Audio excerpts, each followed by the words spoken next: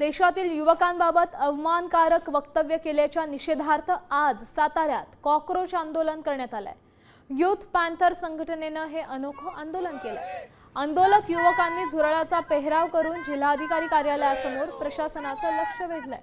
सरन्यायाधीशांच्या वक्तव्यामुळे युवा शक्तीचा अपमान झाल्याची ही भावना व्यक्त करत संबंधितांवर कारवाईची मागणी निवेदनाद्वारे करण्यात आली।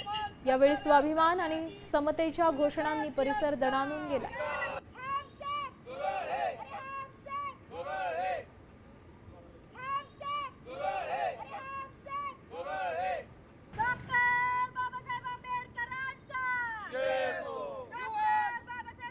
आम्हाला वाळवी नाही बनायचं, आम्ही किमान झुरळ तरी आम्हाला संबोधलं त्यांनी।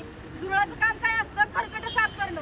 मग आम्ही ते तरी करतो ना। तुम्ही आमच्या वाटेला काय ठेवलंय? खरकटच ठेवलंय, तेवढंच साफ करतो। मग सूर्यकांत यांनी युवकांना हिनवलं आहे, झुरळ म्हणून उपमा दिली आहे।